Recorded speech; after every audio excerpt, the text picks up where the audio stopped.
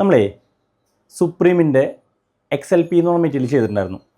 അപ്പോൾ പലരും ചോദിച്ചൊരു ചോദ്യമുണ്ട്, അതിൻ്റെ പുറത്ത് വരുന്ന ഫോയിലിൽ എന്തെങ്കിലും ഡിഫറൻസ് ഉണ്ടോ? പലതും പറഞ്ഞു കേൾക്കുന്നുണ്ട്. നമുക്കൊന്ന് നോക്കിയാലോ.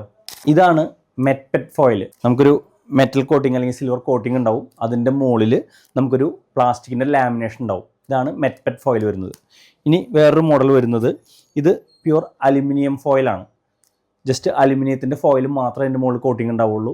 XLPയുടെ മുകളിൽ ഇതാണ് അലുമിനിയം ഫോയിൽ വരുന്നത്. മൂന്നാമത് വരുന്നതാണ് അലൂപെറ്റ് എന്ന് പറയുന്നത്. അലൂപെറ്റ് എന്ന് പറയുന്നത് അലുമിനിയം കോട്ടിങ് പ്ലസ് അതിൻ്റെ മുകളിലൊരു PVC ലാമിനേഷൻ ഉണ്ടാവും. നേരത്തെ മെറ്റ്പെറ്റിൻ്റെ മുകളിൽ ഉണ്ടായിരുന്ന പോലെ തന്നെ ഇത് അലുമിനിയത്തിൻ്റെ മുകളിൽ ഒരു PVC ലാമിനേഷൻ ഉണ്ടാവും.